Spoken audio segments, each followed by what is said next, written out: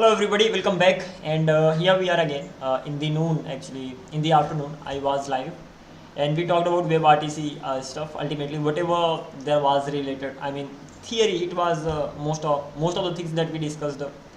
That was just theoretical. That simply means we hardly did any practical thing. But yeah, that was also important because practically we actually made some applications. One or two applications we've already built. So building practically wasn't the problem, rather the theory was the problem, knowing more about that. So that is done right now. I mean, in future definitely there's gonna be a project that will be made using all the tech stacks that I've learned so far. But as for right now, there's one more thing remaining here. I hope I'm audible. Yeah. So this is sort of a blog, or sort of blog. What am I saying? Short of a blog that is remaining. So let's just simply go through that. It just simply discusses about three things, about the three ways to integrate. Three ways to just simply build any video application app. There are three methods ultimately. The first one is called SFU, second one is called MCU, and third one is called P2P. So these are the ways, and we have only talked about P2P connection. So ultimately, if there is a peer, you can just simply make a peer-to-peer connections, and this is how it's gonna be going on. Still, apart from this particular P2P connections, there are other ways. One of them is called SPU, another one is called MCU. So we are gonna be talking about both of them, and this is how we'll be just simply calling it. Again, it's not gonna take a lot of time, so let's quickly go through it, and once done, then we are gonna be talking about some other things. So SPU, okay, got it. These are what? These are a selective forwarding unit. This is the full form of SFU. So let me do one thing. Coming back to this particular point, I'm gonna be just simply mentioning their full forms over here. The first one is SFU. That's gonna be, of course, selective. What was that? I had better. Selective forwarding unit. So this is the full form of it, forwarding unit. In this way, what will happen, that there's gonna be a server that will be mainly responsible for forwarding your streams and all. So you will be connected to the server. Server will be just simply forwarding the streams of everybody. So this is how it's gonna be going on. And then MCU we have. I hope that's the one. Just a minute. Yeah. What is the full form of MCU? We will go through that. But a selective forwarding unit, SFU, is a media server that receives media from each party in a conference call, decides which stream should be forwarded to the other parties, and then forwards them. That's what we just simply talked about right now. SFUs are commonly used in VoIP and video conferencing applications. SFUs differ from peer-to-peer connections, in which party sends and receives media directly to and from the party.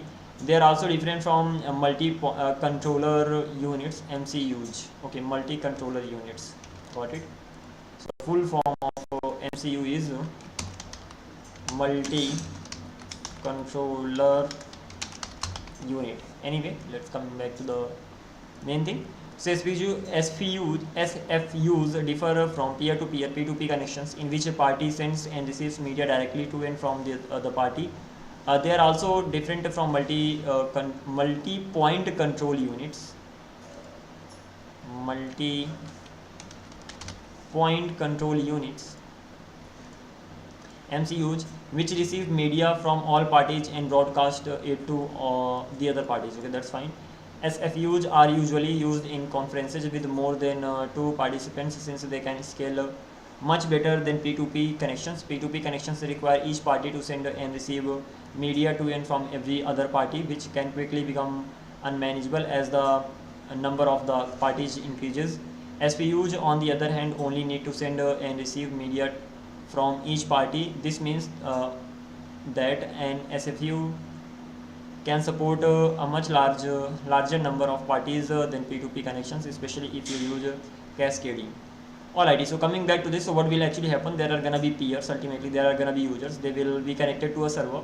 They will be sending the stream to a server, and mainly SPU is sort of that is more scalable. So they will send their stream to the server. Server will just simply get the streams, and the server will be responsible for giving them back the streams of other participants. So this is how it's gonna be going on. And SFU receives media from each party in a conference call, decides which stream should be forwarded to other parties, and then forwards them. It's just as simple as that. To do this, SFU must understand the media sent by each party. This is typically done by inspecting the media streams for information about the codecs being used, the resolution and frame rate of the video, and so on.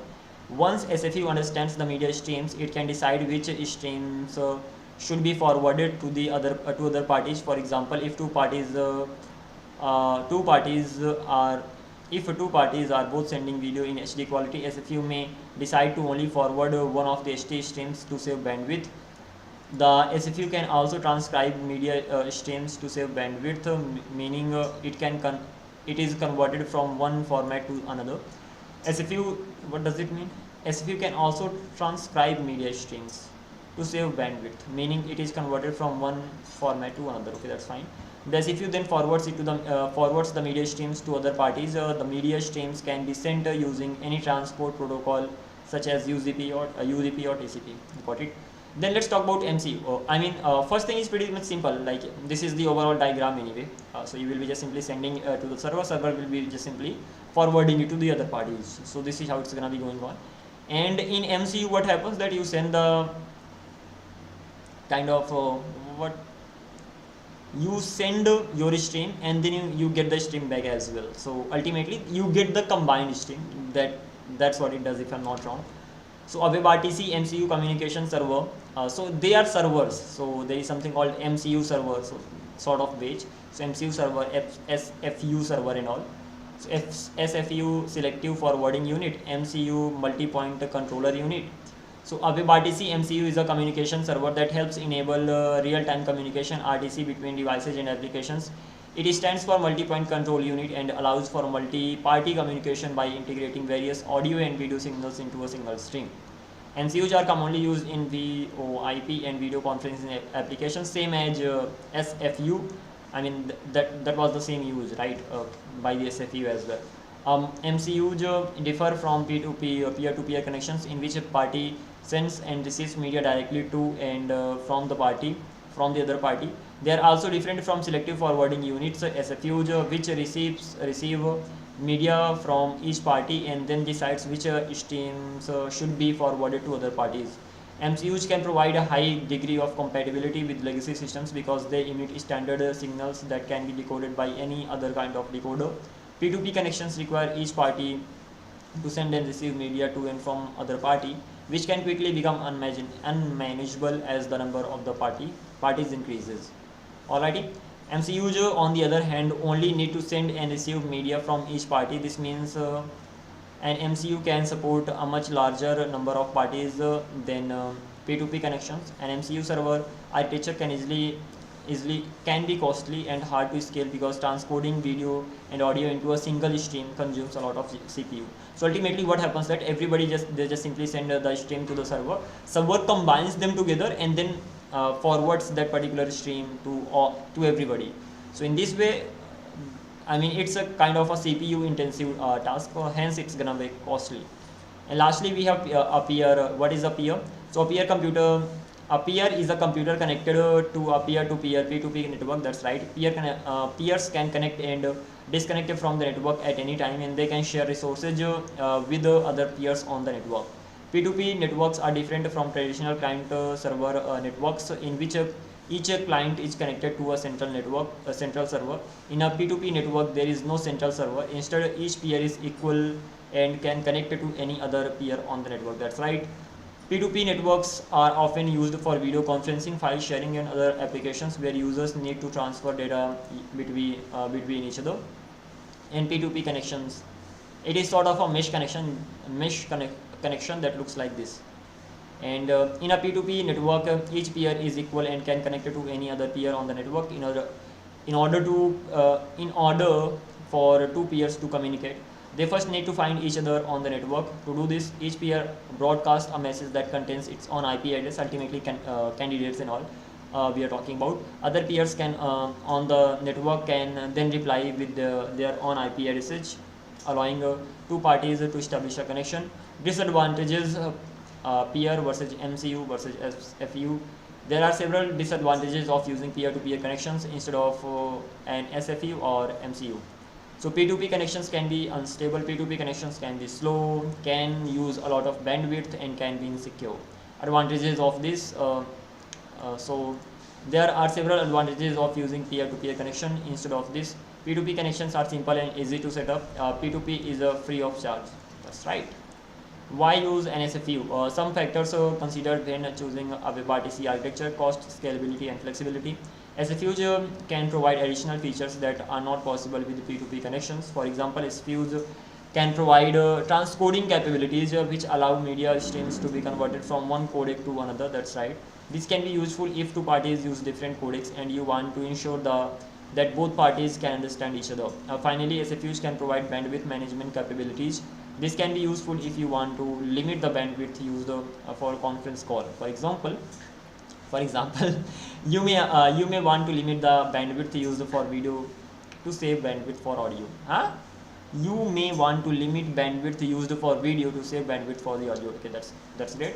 What are the benefits of using an SFU? SFUs have a number of benefits over other types of media servers.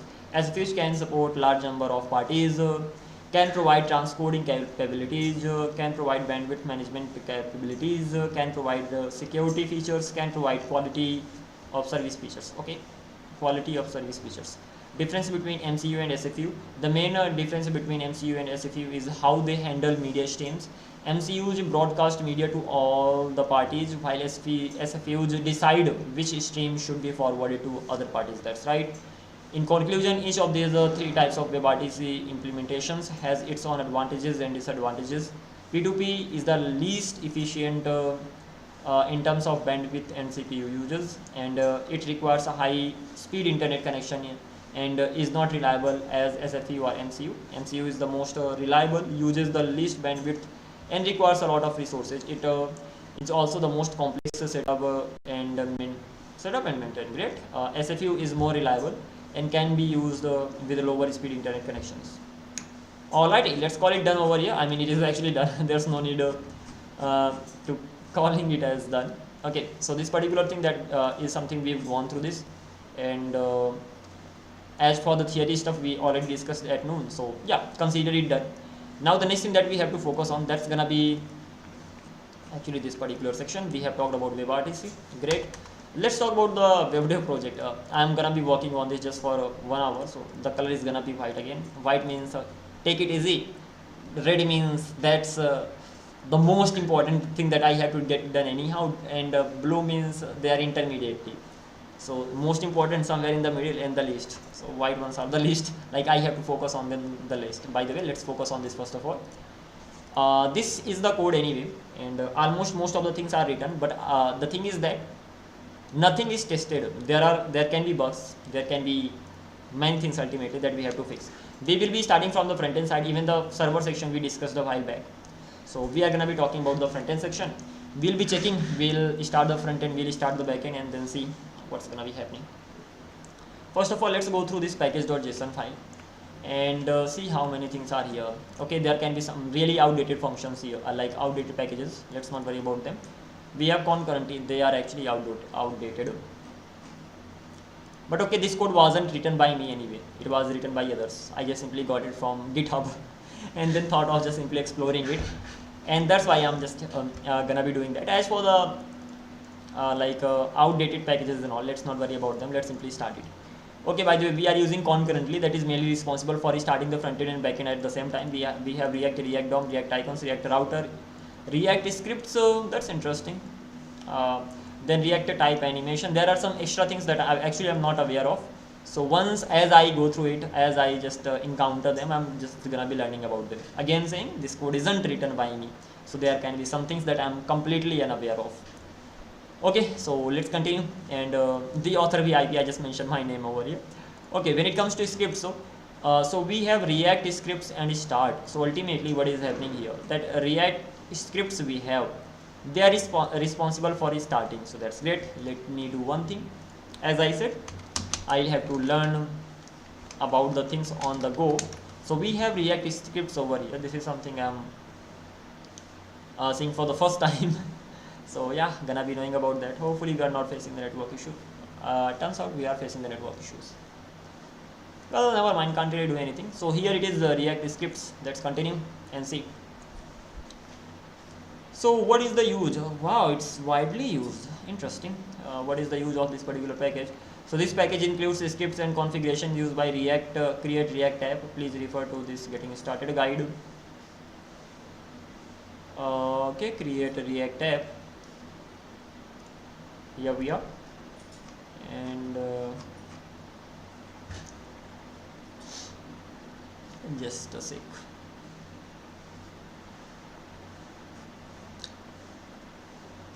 Okay, this is got it. So especially when you are using React, you are not. I'm not using like I'm not what wheat is not used here. Call it wheat or white.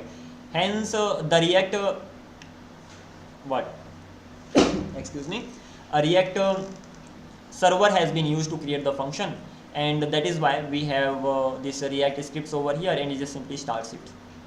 Makes sense. You could have used the white and it just uses all these things by default. I mean automatically, you don't really need to worry about that. Similarly for building we have this eject React scripts eject. This must be being used for something. We have server cd server, and what is gonna happen here that as soon as I write this npm start server npm run server, so it is first of all gonna be changing the directory to the server and gonna be running npm run dev over there. That makes sense. And then lastly we have concurrently. The main job of the concurrently is to run many things at the same time. So npm run dev concurrently -n. What does it mean? This is actually a command if I'm not wrong. So client server see bg blue bg yellow. This is the color. So these are the two things that I have to run. The client I have to run, the server I have to run. bg blue and bg yellow, this is gonna be the color. npm start is the command that I have to run, and npm server is the command. Wow, that's interesting. By the way, let me know more about concurrently here. We definitely have the concurrently as a package over here. Hence npm concurrently. Even I haven't used this. So let's see how it is used and all. So run multiple commands concurrently, like npm run watch blah blah blah. Ultimately it is used for running multiple commands, and it seems to be quite popular. Alrighty, by the way, what do I have to do? It is saying that concurrently command 1, command 2, and the job is done. Great job. Start concurrently command argument 1, command argument 2. This is how it's gonna be going on. Okay, that's good. And what else do we need to worry about? Okay, let's see. It is just simply mentioning the commands, that is it, nothing else. So npm, first of all, this is all about installing that as a dev dependency or globally. That's fine. And this is how it is simply used. So that is it, really. This is the code anyway for this. Let's not worry about that. Let's start work. I mean, right now let's see how it's been written over here. So we have concurrently, then we have some of the commands. So -n stands for what over here? Let me see. So cwd. Okay. So we have index name, killed state. This. Don't we have -n anywhere here? Yeah, it turns out we don't have anywhere. Concurrent, these are the keywords. Okay, that's fine. It turns out I'm not gonna be getting the right. This isn't the right place to look for it. Just a sec. npm scripts, how can I run? Types concurrently.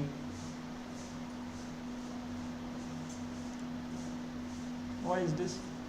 Properly the type of the concurrently. Okay. By the way, how it's being used over here? I'm just simply mentioning the names first of all. That okay, bro, I want to run the client, I want to run the server. So ultimately, this is what has been mentioned here. So it started here, it ended here. So I hope this is how this simply goes on. And then the first one is gonna be taking blue color, second one is gonna be taking the yellow color.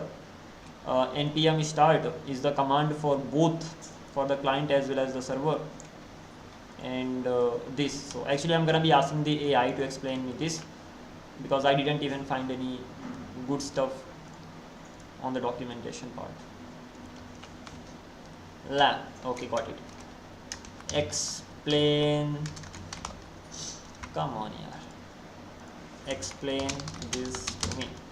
Again, the main goal is gonna be overall giving it 1 hour. So for 1 hour we will keep working on this, and then let's see the lines from, okay, this dev concurrently this is the tool that lets you run multiple commands at the same time. npm start runs the front end, npm run server runs the back end, but you would have to open two terminals with concurrently, both runs in one terminal. N client server, this gives names to each process. So ultimately I'm gonna be running client, I'm gonna be running server. The first one will be running for npm start, first one will be running npm start, second one will be running npm run server. Output is gonna look like this, and so you can easily see which log is coming from where. Then C stands for color over here, and we can just simply give them the color. So this sets the color for each process, that's fine. It even made sense initially as well. This is the first command, runs your React app. This is the second command. Final meaning, when you run this npm run dev, it starts front end, start npm run server. Show both outputs in the terminal, label them as a client and server. That's great. Okay, fine, understood. This is the way to write it. I mean, if you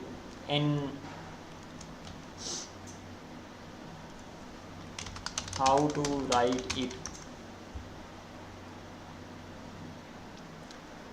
Okay, so install concurrently. First of all, this particular thing in the script, you can have start and server. We can have start and server. Do I have start and server? I have start, I have server. Amazing job, lovely. I do have start, I do have server, and in this one I'm just simply mentioning the commands. So concurrently this. So ultimately this is actually the way. What's the meaning of -n here, and what's the format to write the command? As simple as that. This is the last question actually, and then I'll be done. Ouch, my eyes are hurting. Okay, never mind.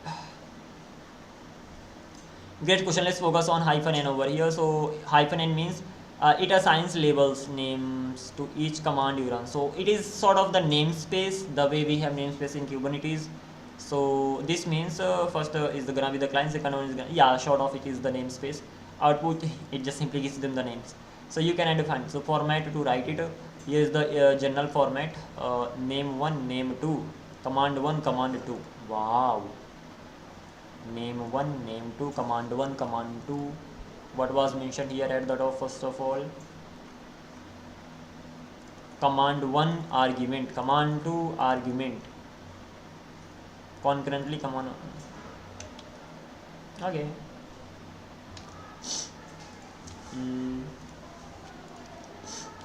Okay, full structure explained. So ultimately you can have command, and then you can have the argument. Fully structured. First of all, name1, name2, separated by common order methods. First name, okay, that's right. Then commands are gonna be like this. So even we can have it like this. That's great. We do not really need to have these these forwards, backslashes over here. We could have written them directly. So that makes sense. Okay, so that simply means, how can I make a mistake? They are not for this. I'm using these because I have two quotation marks over here, this one, and they are the same. Hence, I have to use this. What is this called? Escaping character. Escaping characters in any language in JS. In JavaScript, backslash is the primary escape character and used to include special characters in strings. That's right. So these are the escaping characters. I didn't really have a look at them. And the another thing can be that instead of using this, just use one. I don't know what to call this. Of course, we have to wrap it. So I'm gonna be wrapping it inside this. Hopefully, it's gonna work. So this and same thing is actually gonna happen here as well. So in this way I will not have to use escape characters. Having that it said that, it's good to know about them, it's good to use them, but let me see whether it works this way or not. If it works, nothing could be better than this. And here we are, this is the last thing. So that, just a sec, I heard some noise, but okay, nothing to worry about. Coming back to this one, we have concurrently, this is just the name, so I'm giving them the name. So the first one will have the client name, second one will have the server name. Here I'm giving them the color. So first one will have blue color, second one will have yellow color. Then these are the commands for them that I'm giving one by one. So npm start, npm run server, and that is it. The job is done. Great job. Let me see whether it actually works. And apart from this particular thing, we have ESLint configuration. Honestly, I don't really have much idea about ESLint, so we will be exploring it. For now, let's keep it like this. And even I'm trying to explore just here. I mean, I just started, I just got to know about the basic things. That is why even the name is on the title. So we will be exploring it a little bit too. Soon I will have really good command on, just so that we can just simply test the code. And dependencies, tailwind, production. Alright, now this browser lists production. Why do we have it? I mean, it doesn't really matter, right, whether you have it or not. So browser list, I can even remove it all. Okay, so this is how it's gonna be going on. Dev dependencies, that's fine. And that is it. So this is the package.json. We have prettier configuration. Okay, you can just ask AI to write the configuration for you. We have this tailwind css. Okay, that's great. This is the readme file. Close this. And index.js, everything actually starts from here. So in the index.js right here, even I should have I don't have index.html here. Okay, you do not really need to have it, it's gonna be used directly. So what am I doing over here? Configure store. Again, reducers are being used. That simply means redux is gonna be used here. Let's not worry about that. Const root react dom, root render, react strict mode. Ultimately it's gonna be running 2 times ultimately. We have the provider here, then we have the browser router, that's mainly for the routing. We have app, we have toaster is gonna be for the notifications. And a provider, we have this provider. This is definitely coming from react redux. Here it is, and it has the store over here. Where am I getting the store? Configure store. So we are configuring the store right here. That's interesting. Usually we do not do this. It should be somewhere else, but okay, never mind. So we have a root reducer over here. So reducers is gonna be this. This is actually coming from this. So dot reducer. So where do I have this particular file? That is in the current root directory. So root directory in the sense index.ts. I don't really see that. Okay, here it is. That's actually a directory. Okay, inside that I have index.js. So the thing is that if inside a directory you have index.js, so that will be picked up directly. That's interesting.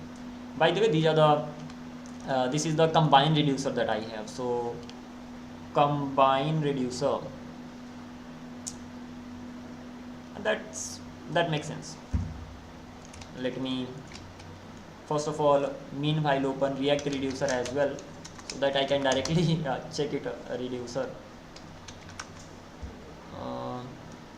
not this here, react reducer, that's gonna be something else. Redu, huh? What was that? Just a minute, give me a moment, I'll be right back.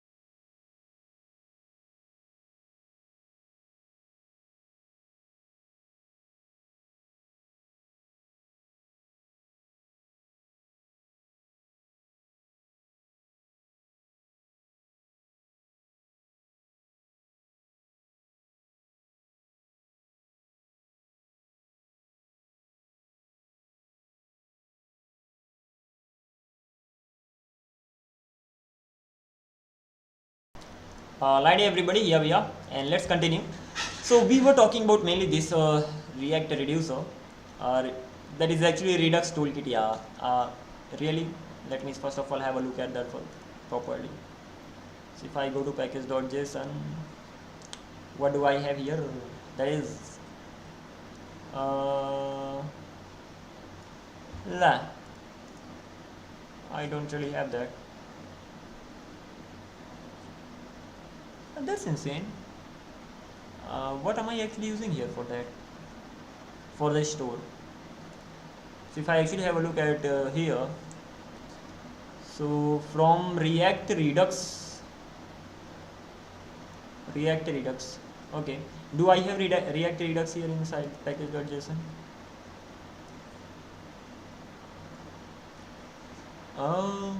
I don't have React Redux here. I'll have to install that. Probably I'll have to install that. But first of all, let's check this thing out. React Redux. That makes sense. So coming back to this one, getting started, dark mode, and click on quick start. Once you clicked on that, then you can get the store like this. So store app store. So how is the store created here? Store is created like this. So for creating the store, you will have to configure that. That just simply takes the reducer, store, and reducer. Okay, so this is the first thing that reducers need to be here. So do I have the reducers here? Index store. This is the store that I created. Configuring the store that contains the root reducer. So this is gonna be the root reducer. Okay, it turns out that inside when you are configuring the store, so you can have multiple reducers one after the other, or you can actually create a combined reducer. That is why it is called root reducer over here. And if I go here, so inside the root reducer I have the combined reducers. They have the give other reducers here. That's fine. And as I got the store from there, as soon as I got the store, I'm gonna be just simply using it here. This seems to be done. As for that, not even the slices, we need to mention the reducers over there, and then we can create the slices. So okay, these are the reducers that we have. I have created this root reducer, and there's something wrong with this prettier prettier config file. Elf semicolon. Let's make it true. I mean, I'm in the habit of using semicolons here whenever I'm forwarding them. Not this one. Not forwarding them, actually formatting them. Index.js. It doesn't work. Interesting. Formatting doesn't work. Format with prettier. Insane, yeah. Coming back to this. End of line. Let's get rid of this. Single quote. Single quote is actually false. So what is happening here? I did use single quote. So yeah, that's fine as well. Inside the script they can be used. And coming back to this one, tab width 2, trailing comma, GS5, bracket, and these are such crazy things. I'm gonna be just simply getting rid of them. Let's keep it simple here. Why to keep it like this? Bracket spacing true. Import order parser plugins. Then plugins are gonna be these. Let's see how it's gonna be looking like right now. It is still not adding the not punctuation marks, semicolons at the end. So semicolon I have made it true.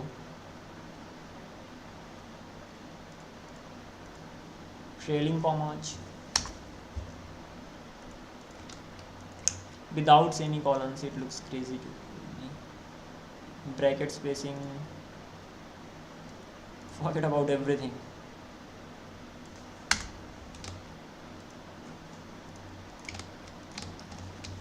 That sucks. What is the problem here? Why am I not getting? Let me do one thing. prettier configuration, and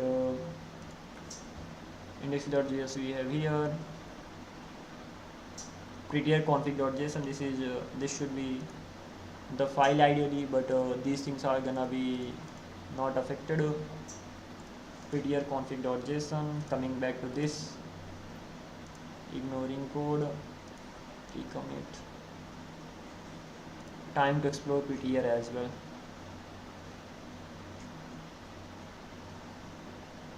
Okay, why prettier versus configuration install. Okay, makes sense. Ignore code, we can just simply ignore the code like this, integrating with linters, pre-commit hook.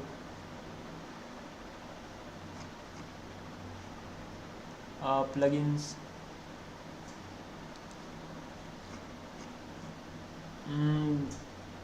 okay.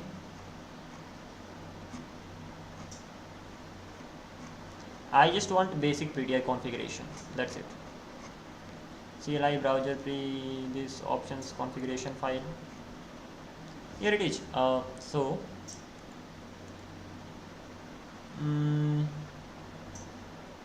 this is gonna be just the basic one, so I'm gonna be just simply copying and pasting this, and we can add more things here too. So as you just simply keep going through this thing, you will be getting more. And this is gonna be prettier config.json. Okay, in JS ES module, so this is how it's gonna be looking like. Control C, and module export default config. What are we using for the imports here? If I go to package.json, what is the, I think common JS is being used here, if I'm not wrong. I have to see that. In React, most of the time ES5 is used. Yeah, so that's right, ES5 is being used here, and so this is gonna be fine. Prettier configuration, export modules, type import prettier config. How about replacing it with this? What will happen? Let's see what will happen.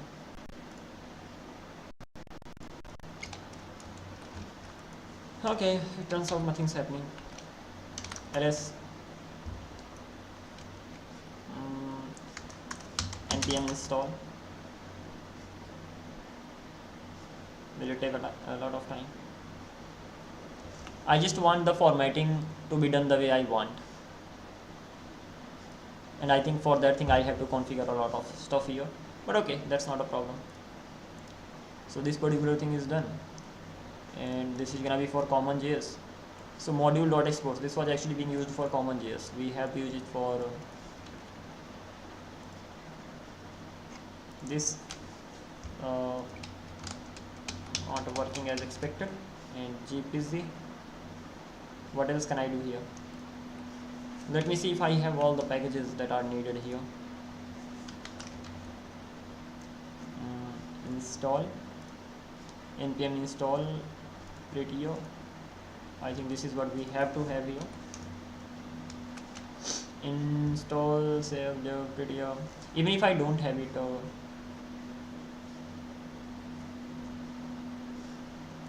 let's first of all install this and see what happens. Later we'll see the other things. How about right now?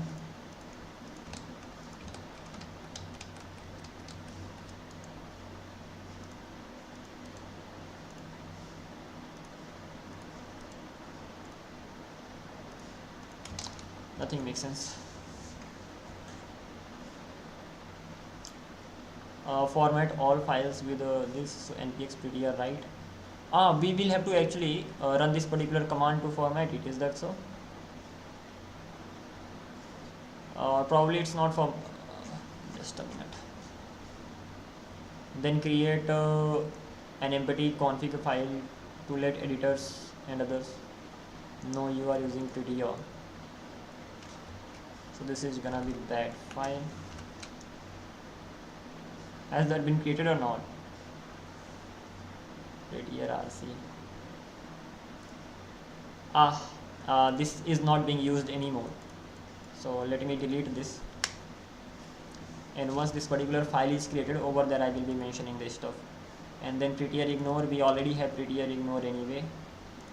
And inside this I'm just simply ignoring these things. And then npx prettier write.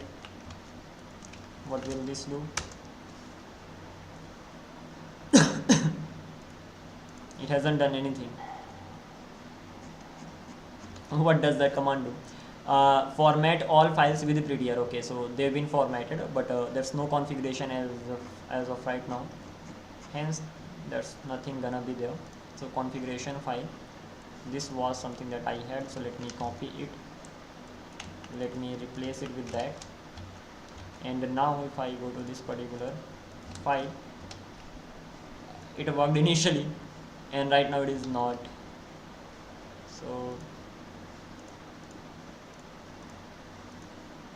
semi, that is false. Let me make it true. Semicolon, right? I mean, that stands for that only. And here we are. It works. I mean, we had to just simply configure it. I mean, I'm gonna be doing this way only. If something doesn't work, I'm gonna be making it work my own way. Okay, so here we are. This is working right now. So ultimately we have gone through this video. You can just simply export it more and more. That's why I said I just need the normal configuration. That's it. Okay, you can learn more about this, and you can make a AI write the code for you. That doesn't really matter. But overall, this is it that we get. And sharing configurations, options. Okay, let's see how many options we have. So we have sort of many things here. Okay, let's not worry about this. Close this, and not this one. So increment is there. We have combined reducers. So let me check this thing out as well. So combined reducers. Ultimately, combined reducers is mainly used for combining the reducers. So we are just doing nothing but combining them. And once they are combined, we have this auth reducer here, and they are coming from here. Now auth slice. Let me go to auth slice because they are not being redirected directly. So sliceage, auth slice. From here I'm actually exporting everything. So set sign up data, set loading, set token. These are the, what are these called? I forgotten the name. What are these called?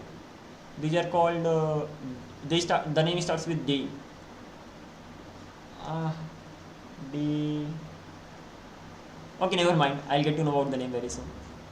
So we have initial state over here. Sign up is gonna be null, loading is gonna be false, token is gonna be local storage. So ultimately it will be getting from there. JSON for local storage. Now that's fine. Auth slice, and name is gonna be this initial slice reducers. We have these three reducers over here: state and value. And interesting. Coming back to this, they just directly get the state, so that makes sense. They actually get the action here usually, and here I'm getting the value. Why? Usually we get the action.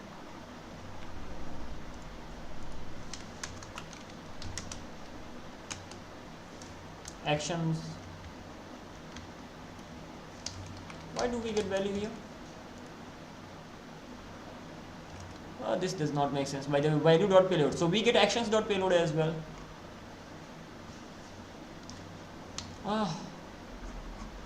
Time to take the help of AI here. Like, why is that so? Why aren't we using actions? Why aren't we using actions here? In this kind of blah blah blah. Okay, you are actually using actions, but you don't see them explicitly. So React Redux automatically creates actions for you inside create slices.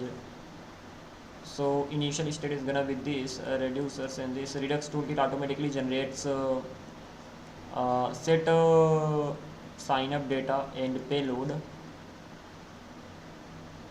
Auth action type is gonna be this. That's okay. Set sign up payload. reduces already handled in slice.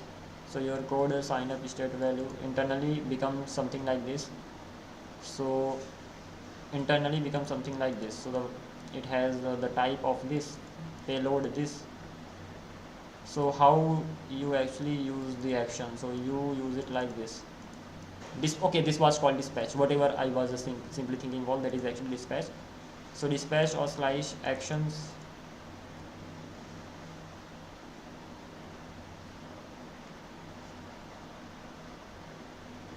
This is not what I meant. About your parameter value, you wrote sign up state and value. Better naming recommended is gonna be this. That's what I was talking about. So the action should be there. So value is actually an action object. So action dot payload contains your data. That's right. So the clean version can be this. Instead of using value here, just use action. That's what I've been saying. So wherever I have the value here, I should have action. And I mean, it's not like value is not gonna work, but the better approach is to use action here, and that's why I'm gonna be using them. As simple as that. Okay, then these are the methods. They are called actually something else. They are call them methods for now. They are actions. So these are the actions that I'm actually exporting from here. So we have set sign up data, we have set loading, we have set token. So state.token, state.loading, ultimately these things are getting set this way. Pretty simple. By the way, the main focus is not going to be on this. We have the store, we have the reducers. Okay, that's fine. Let's continue from here on. So browser is here, app is here, toaster is here. After that we have to go to app.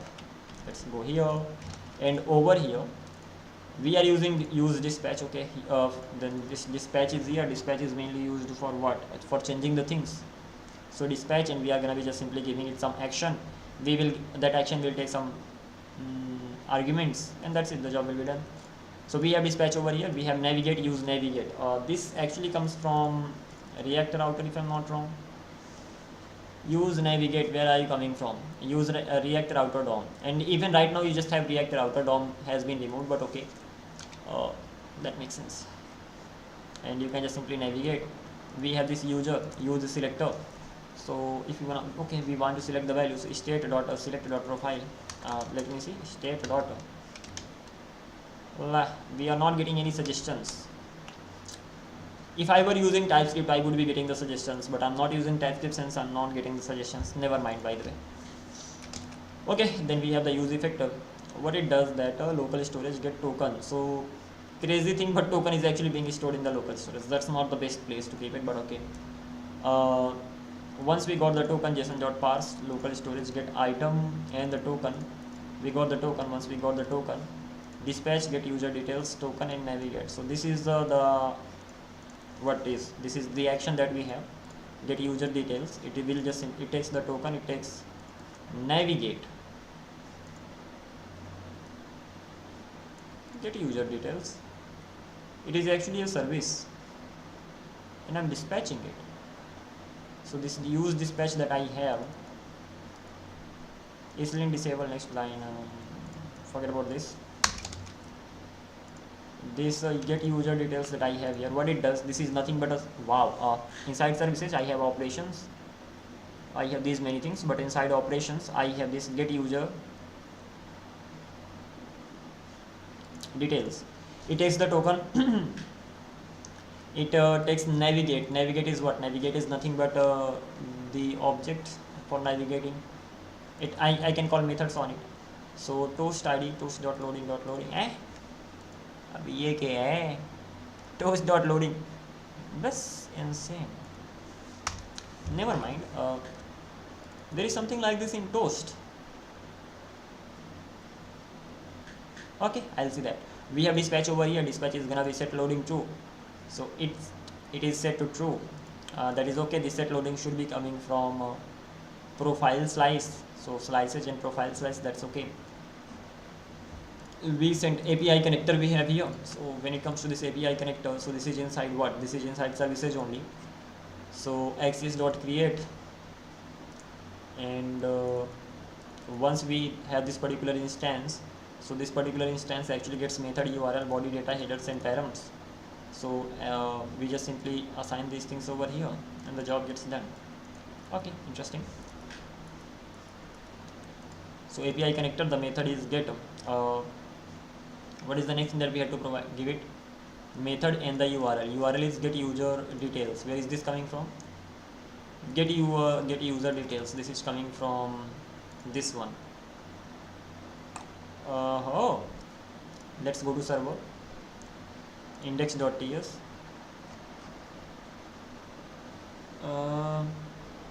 What is the base URL here? Profile API. We have this API connector. We have get user details. That is again inside the API connector, not this APIs. APIs contains these APIs. Okay, that's fine. We have profile endpoints. Get user. What is the base URL here, and where is this coming from? Process.env.react app base URL. So React app base URL. Interesting. What is gonna be the base URL? I don't have the env file here. Or do I have that? I don't. That simply means I'll have to create a .env file, and that should be where? That should be inside this src or outside. It should be outside. So here I'm gonna be having this .env file, and this is the React app base URL, right? So React app base URL profile get user details. This base URL is actually used here. Null authorized, I'm passing the bearer token, and get user details response, and this is gonna be the is on this crazy, but okay, never mind. And get user details API connector. This is gonna send the request to the backend. So isn't this name wrong?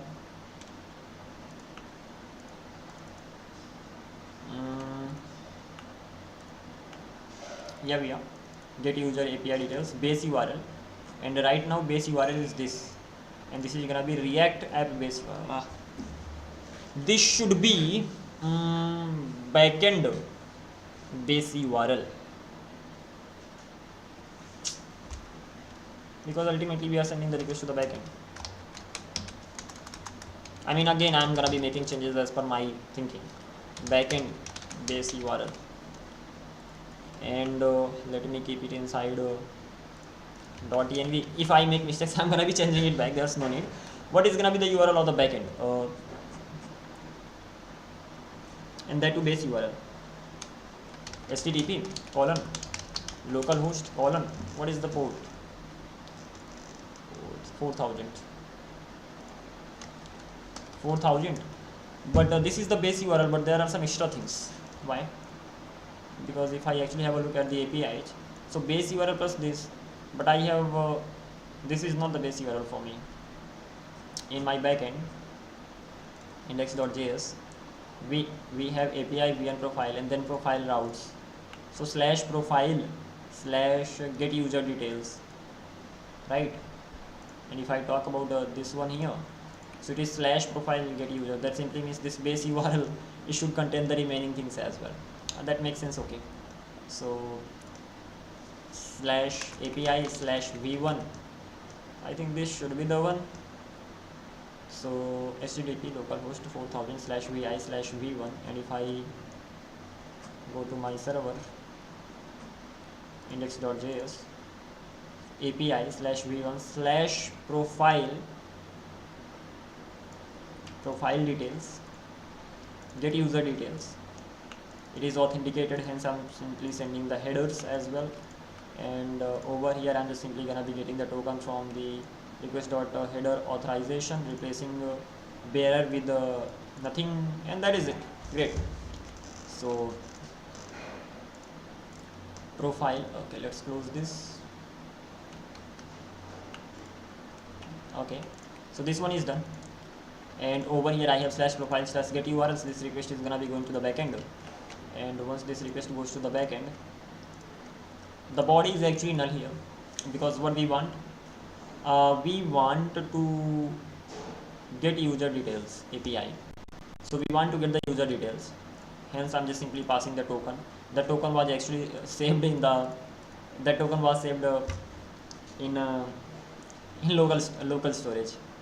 So I just simply pass it after getting it from there, and that is gonna be actually a JWT token. So once it is passed, it's gonna be verified. Get user details, API response.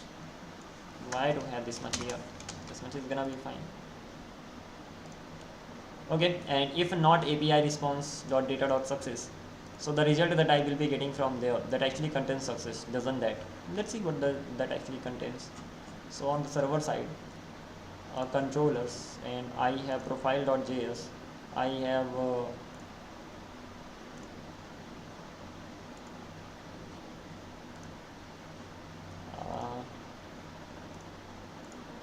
I better go to the control route right now. So profile, and that was get user details, get profile, get user details. So either I change this name or I change this, get user details, and this is get profile, easy. So let me change this only, get profile, that's easier, get profile. Hence I'm gonna be back here, API profile, and this profile, get profile, this is how it's gonna be. Even this is not the best name. If I actually have this profile over here, I can make a get request. I'm gonna be getting the profile, that's right.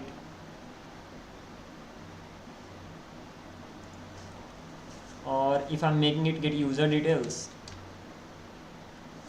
so I'm gonna be changing the things in the backend side. So if it is actually get user details, profile slash get user details, then this profile name that I have, let me name it that, same, get user details. I'm gonna be back here, I'm gonna be replacing it with the get user details, and over here get profile is not being used, hence I'm gonna be importing get user details from where, from the controller, from the service, from the controller. And it turns out that even in the service we do have get user details. Just a minute, we were getting it from here, dot source and service. Okay, from the service it was getting imported, so I'll see what that is, but as for right now, get it from the controllers. And inside source, inside the services, we have profile API, and over here we have get user details for sure. Okay, not a problem. So this particular thing is done as well. And if response.data.success, so what am I returning from there? So I have this get user details here, and from here at the end of the day I'm returning success message data, success message error, just like this. Coming back to this one, if not response.data, so I'm using access over here, so response.data.success, throw error response.data.message, that makes sense. And otherwise what am I doing? User image is gonna be response.data.data.image, response.data.data.image.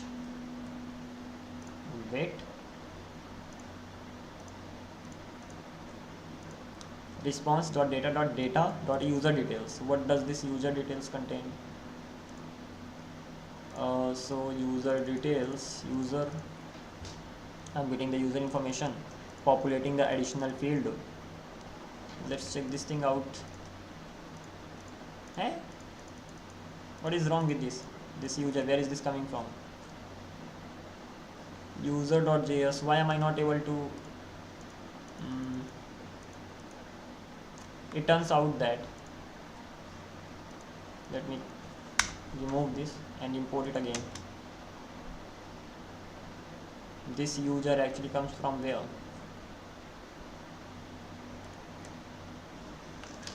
What is the name in the model? Just a sec. User, we have user schema over here. Coming back to this, mongoose.model user and user schema, and module.exports.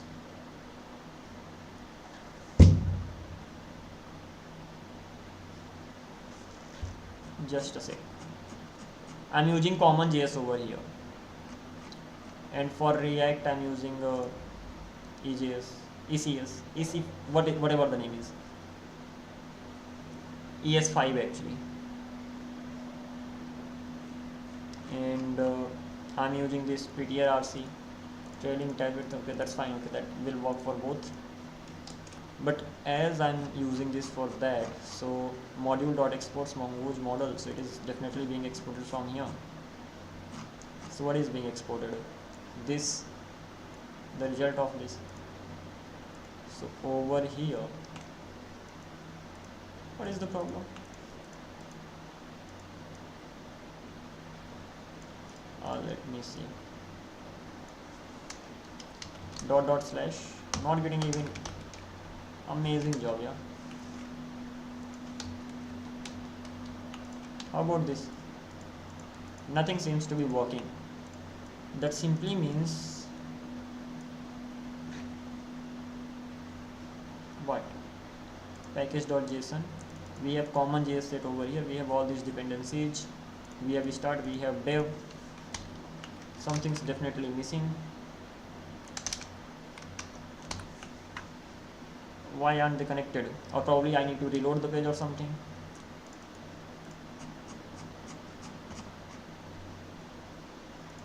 Subsection.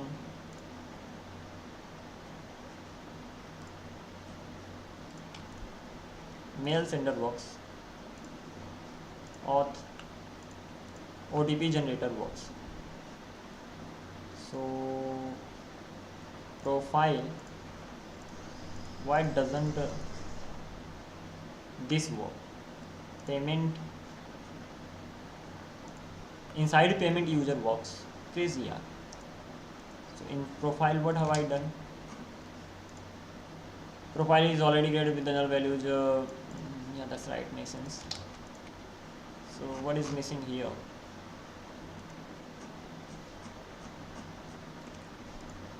Nothing seems to be working. Reload.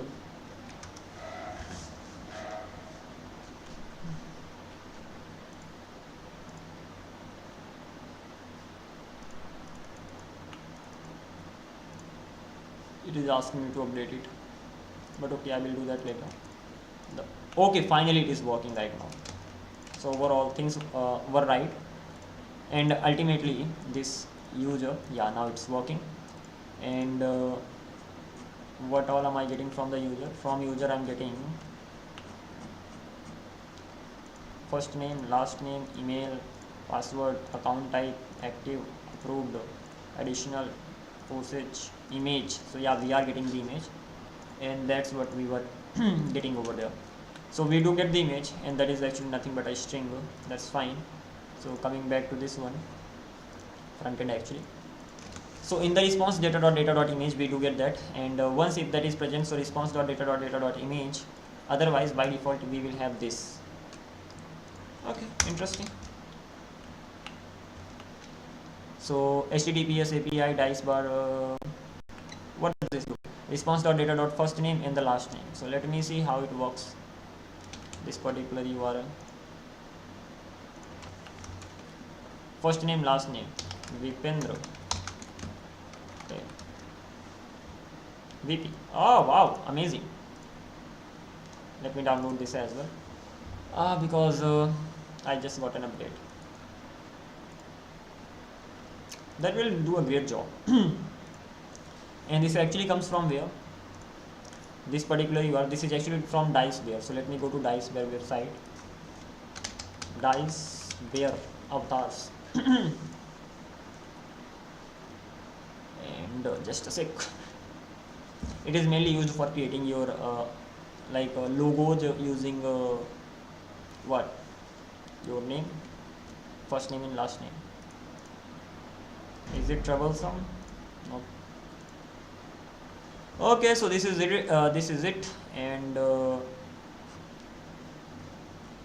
we have to create avatars. So documentation and React avatars placeholders. This is what I want. JD. So how it returns us? HTTPS 9x initial SVGs and the name, right? So the same URL I had here. So if I write ABJA, so it's gonna be JA. If I write Vipendra, it's gonna be VI.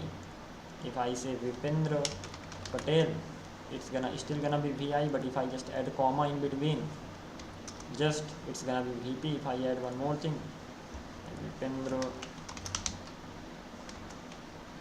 Singh, that's gonna be VS, and Vipendra Singh Patel, that's gonna be VP. So it just simply takes the first and the first word of the last, first letter of the last word. Okay, this makes sense. So even you can have spaces here. So it's not about the comma; it's about the space as well. So interesting. Good to know that. So yeah, it does work. And as for this particular URLs, you have to ultimately come here, avatar placeholder, and then here you are gonna be getting different things. You can actually create like this, like this, like this, like this, like this, and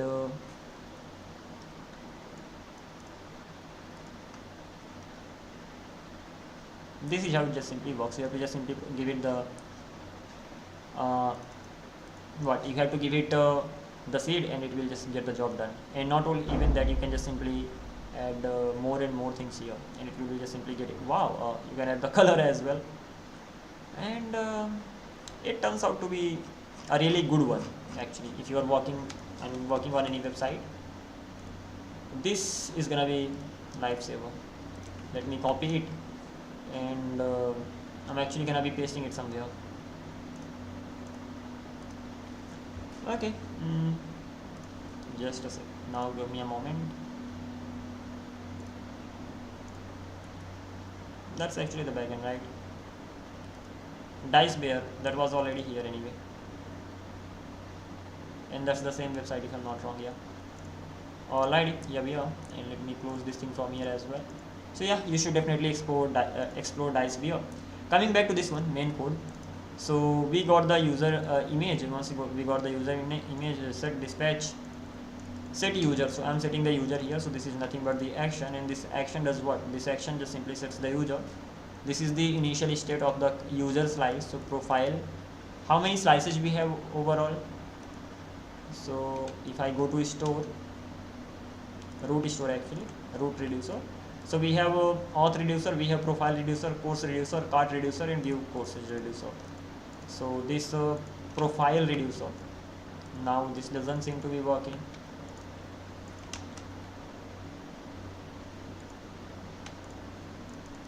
Why? Profile reducer. So from the profile reducer, I'm just simply exporting profile slash dot reducer by default, and once it is actually exported by default, so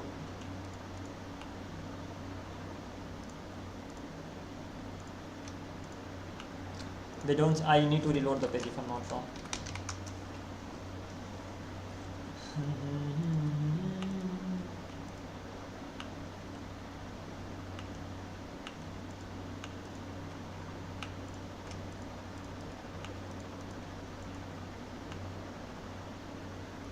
Yeah, now what?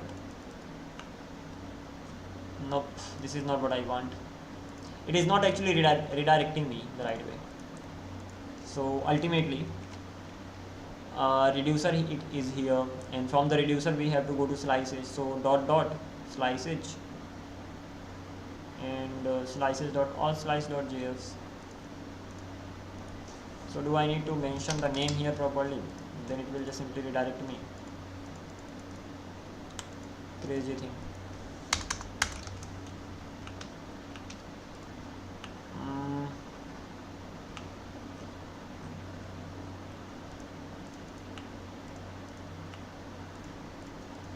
This does not make sense. App, I am being redirected. Use dispatch and other things. Account type, I am being redirected. So what's wrong with this reducer here? Combine reducer from this. this directly works, and they are actually being exported by default if I'm not wrong. So port slice reducer, so it is definitely being exported by default. So if I'm actually mentioning this port reducer,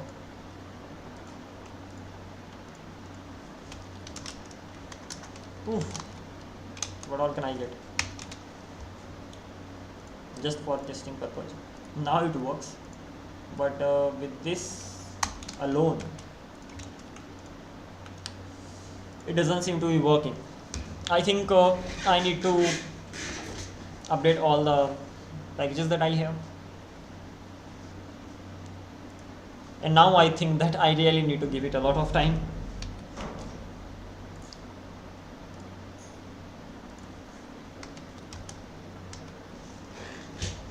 There may be some problems, especially if I update all the packages. I may have to change many things.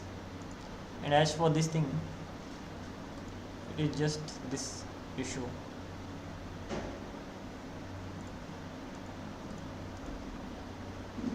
Even if I add this JS here,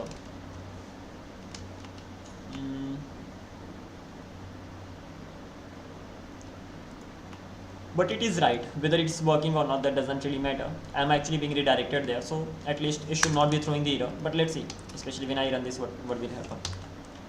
Over here, what was I actually talking about? I was mainly worried about the profile, right? So profile reducer is here.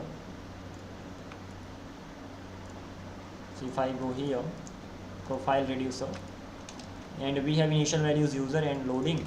These are the initial values. Profile initial, we have set user, that will simply get sub value dot payload. The value needs to be replaced with action. Even the value, by the way, directly works, but I'm gonna be replacing it with action. Set load and set user, these things. Hence goes this, including this. So okay, this seems to be done as well. App.jsx. Over here I'm just simply calling not this one, okay, index.js, okay, then app get user details. So here I just simply got the user details, and as I got the user details, I'm using dispatch over here for what? And this dispatch is coming from use dispatch, and this use dispatch is actually coming from React Redux. So what is the use of calling this dispatch here? Because when it comes to get user details, it is itself calling dispatch in itself. So once everything is done, it is calling dispatch set user, and response.data.data. Response.data.data, it contains the user information. Response.data.data, data contains what? Your user details. The data that I'm actually returning, it contains the user details. Okay, makes sense. And this set user actually has user and loading, so user will have the user data, that's fine. And image, it will have one extra thing, image. So all the data that I got plus the image, that will be inside the user.image. Okay, that's fine. That will be saved inside user. As for this user image, I'm gonna be having this dispatch log out. That's interesting. So this log out comes from here. This log out actually comes from here, and this is actually a function. Yeah, this is actually a function. What it does, dispatch set token null. What is this set token? Where is this coming? Set token, set user, reset set token. This is actually in the auth section, right? So auth slice that I have, it has a sign up, loading, and token. The token is gonna be set as null. We should have something called reset so that we can reset everything at the same time, but okay, never mind. Set user is gonna be null. Set reset cart is gonna be this. Reset cart, this is actually a function. Yeah, that just simply sets it to null if I'm not wrong. So reset cart just simply resets everything. That makes sense. It is gonna be removing everything from the local storage as well.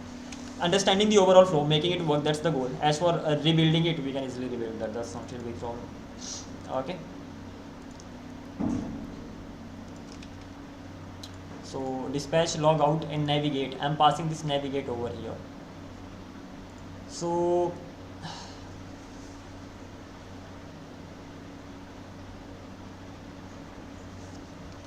why can't I just use logout directly here, as logout is just a function, so I should be using it directly. By the way,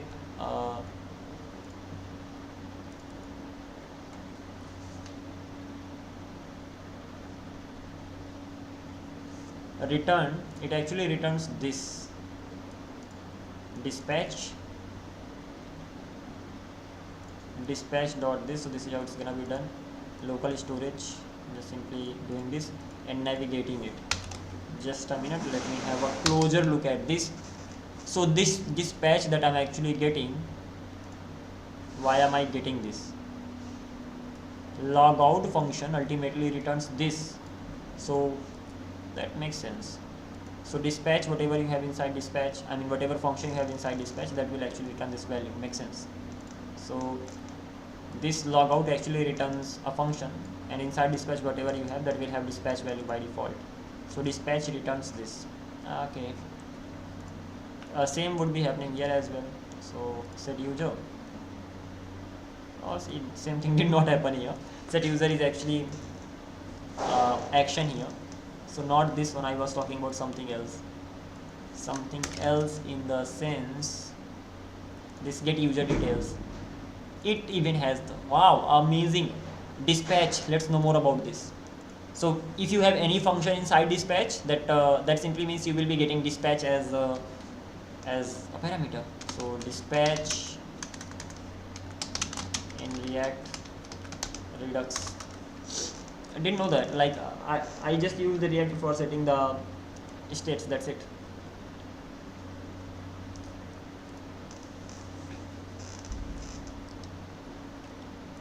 So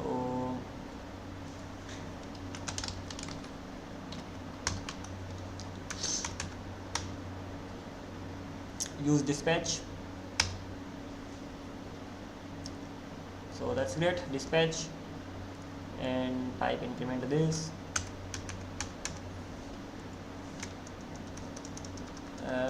What is the problem?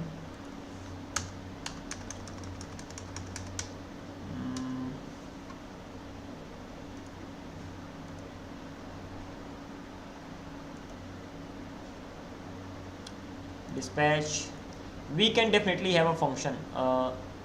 What is this fetch to do? Fetch to do here.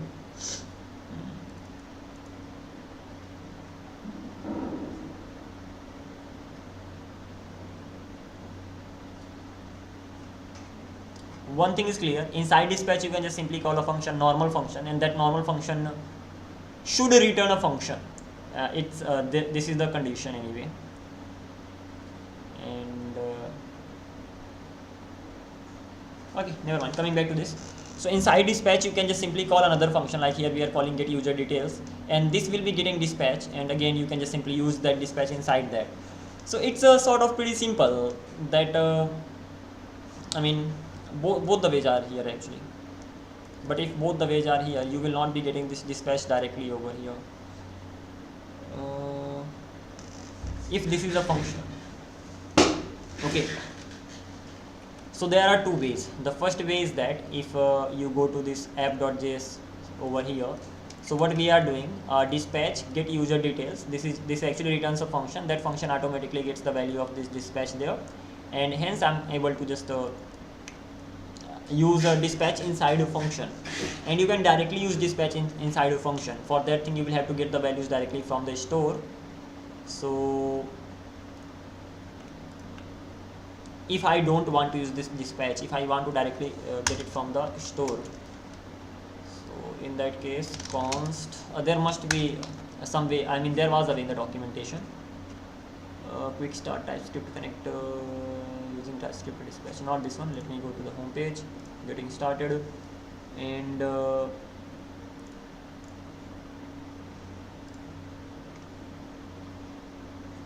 uses the extracting data with stored data, API references, hooks connector, provider guides.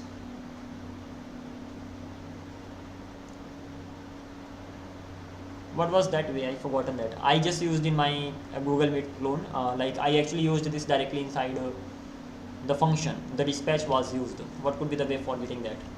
Const dispatch is actually gonna be equals to store.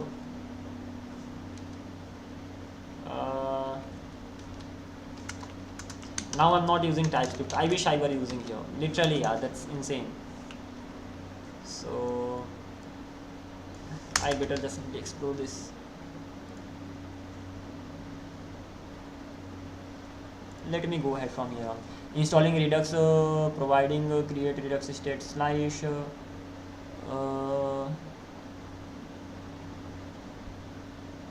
There was something here. Accessing store. Use providing custom context.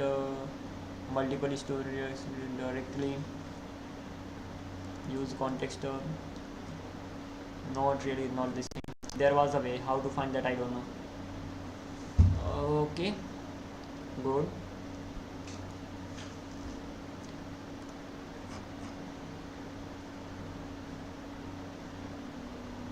Oh, once Google away, yaar. How to get the dispatch in a function using React Redux. I mean, can't I make a Google search? Of course I can make a Google search, right? Connecting dispatching actions. Okay, this is the one. Connected dispatching actions with a mismatch. Okay, let me see if I can get something dispatch.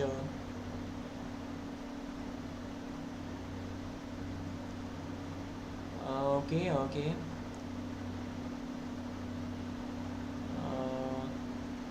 I never expected to be spending this much time with this particular project. Okay, I didn't really plan this, but it's getting interesting. Whether you plan it or not, as the end of the day we are here. I was planning to go through gist, but okay, forget about that. Tomorrow I will be going through that. I'm not really getting what I was looking for, so one step back. Dispatch function, React Redux JavaScript helper function with the Redux dispatch reactors.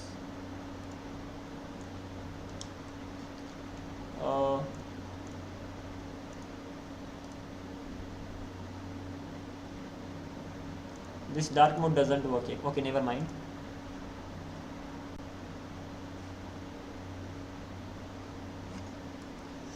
Nope, this is not the one. So how to get dispatch in? How to set the states from a function in React Redux.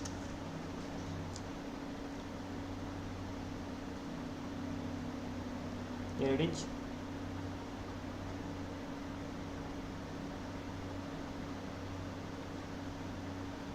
Oh, this will make me crazy. Redux fundamental for 3 state actions and reduce subsets. Okay, let's try this thing out.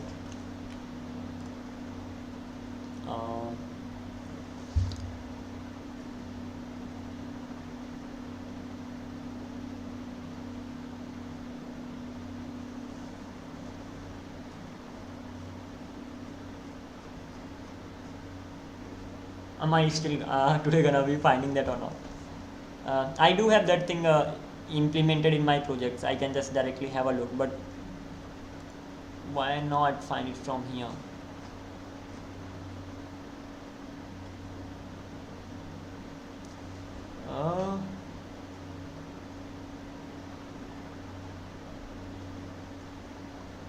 This is not the one, bro. Am I missing something? Tutorials, this TypeScript essentials, fundamentals, React concepts and data, UI, async, modern videos, using Redux, understanding Redux.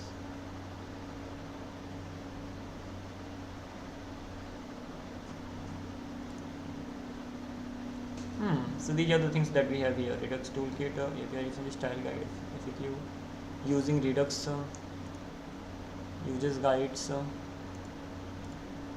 configuring store setup, code splitting, isolation, migration, migrating to modern Redux, migrating to 2.0 Redux, code quality, using writing tests, troubleshooting Redux, security structures Redux, structuring reducers, prerequisites: basic reducer structure, splitting, refactoring using example, using combined reducers, beyond combined reducer, normalize state, shape, update, reusing the reducer logic, immutable, initializing reducer boiler plate, derive write logic, side effect, write custom integer, implement history, thinking in Redux.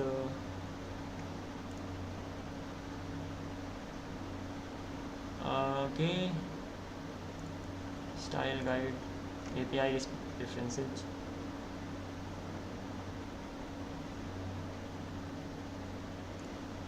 Redux toolkit. Ooh, that's insane. Let's directly make Google search. So hopefully I will be able to find how to set Redux steps from normal functions.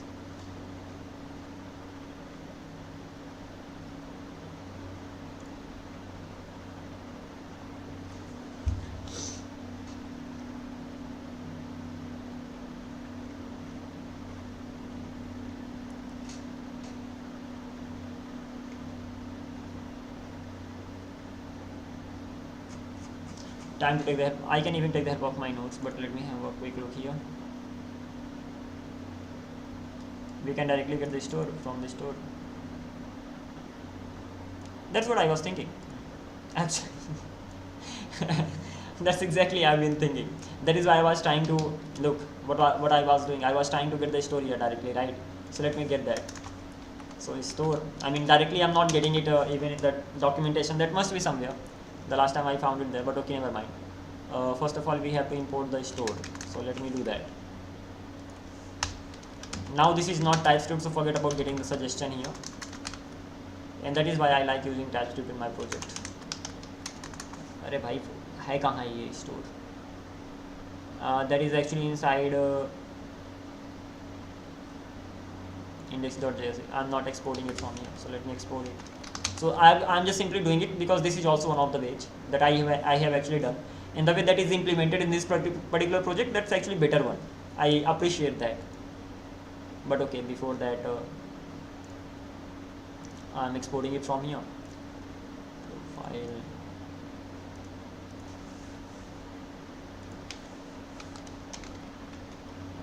Oh, I'm getting interesting. So as I'm getting it here, that simply means this is just a function, right? So const dispatch is gonna be equals to store dot. Here we are. We should be able to use it like this. And if I want to get the values, so store dot. How to get the values now?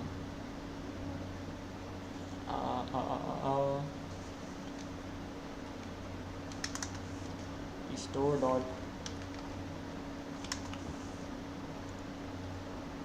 This is the first way, and when it comes to getting the values, so use dispatch. Forget about this.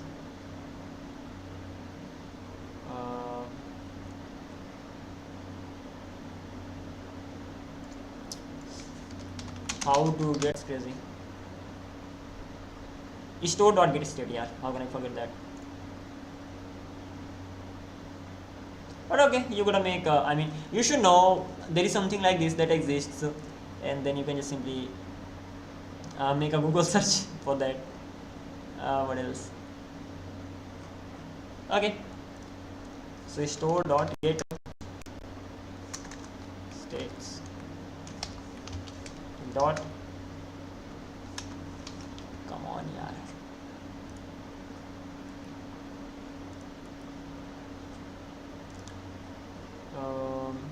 Store, not this one.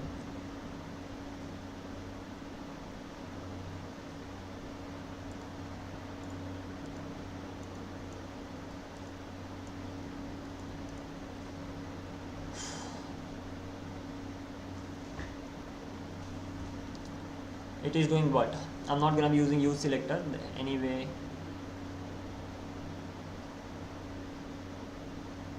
So this use store actually, this is actually a hook, so I cannot really use that. So store dot get state and state dot some value. Oh, this is something I'm looking for. So ultimately store dot get state, not state dot some value means what value? Yeah, we do have these values, right? Get instructor data IP and not this one. Yeah, that's the store that we are talking about. So we have these many things. Can we get them directly here? So no. So auth dot user. Now let me do one thing. Instead of just simply wondering the things, what I mean, thinking about the things like this, I did use it in this particular project. So in this one I used Zod, not Zod, yeah, ZooStand, and in this one I used React Redux. And the thing is that let me do it really quickly. And where I use it on the front end side. When I used it on the front end side, so this is the store that I have, and this store has reducers like this. And apart from this particular thing, where do I need to go? I'm myself getting confused. Auth, I must have some functions here, some helper functions. So these are the helper functions, not this one. Let me go to lib and signaling.ts. Here I must have used them. So inside, okay, here it is, store.get store, and once you have this, so then you got the state. Once you got the state.meeting, so you have to just simply mention what this is, the name of that, so state.meeting, and once you got that from the meeting, you will be getting the IDs, I mean anything that is there inside the meeting. So in TypeScript you actually get the suggestions here, so that makes it better. And similarly we can get the dispatch, so store.dispatch. The thing is that from the store you can directly get the things. So if you are using a function, so store.dispatch will give you the dispatch ultimately, and store.getState will just simply give you the states. So this is what happens in Redux. Let's talk about ZooStand. The same thing actually happens in ZooStand as well. So not this one, projects.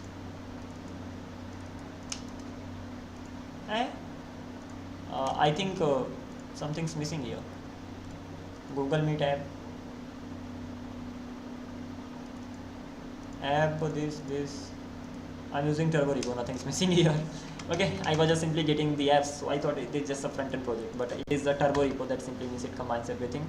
When it comes to this, so if I go to web lib, it's gonna be sort of the same, signaling.ts, and in the signaling.ts over here, from the store you are gonna be getting the user chat. So ultimately you can directly get that particular what is this thing called, that particular anything.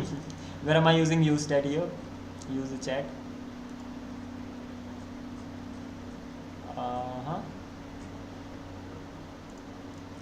So @store/chat. So this is a chat store that we have, and this is use chat that we actually get. So if I click on this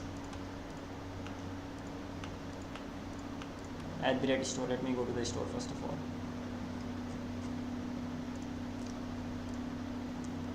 Chat.ts.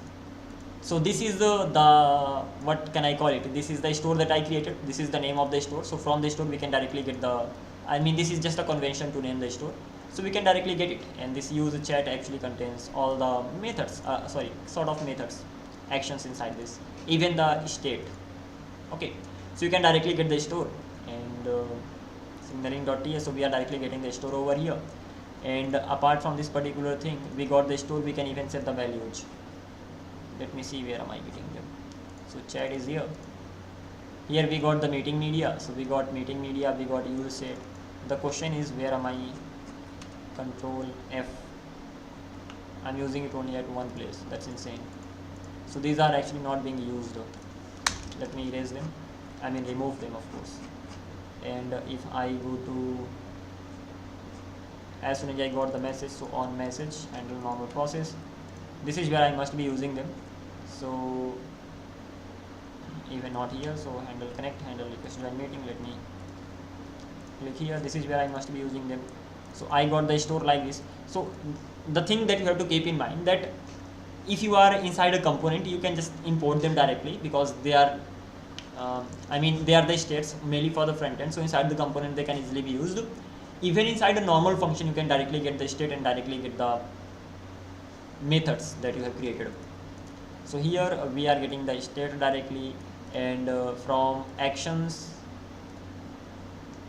at the rate actions meeting action. Now what is this? Delete meeting history. So actions meeting action dot it. Okay, that's just the action that I have created. Forget about this. And use meeting. Question is, where all am I using this? So I'm actually using it inside this. So once I got that particular use meeting media, so ultimately this is the store that I got. From the store I can easily get the state, and once I got the state, from there I can get anything. I can get any method, I can get any state from there. So this is how it just simply goes on. So the same is used with a zoo stand. You have to use get state to get the state, and the same is done with the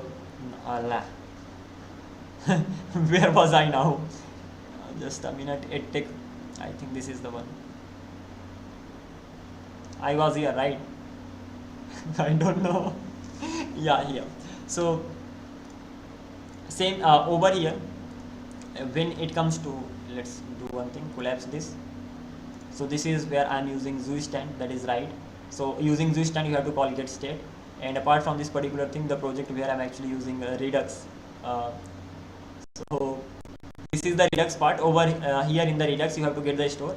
After getting the store you can get the dispatch.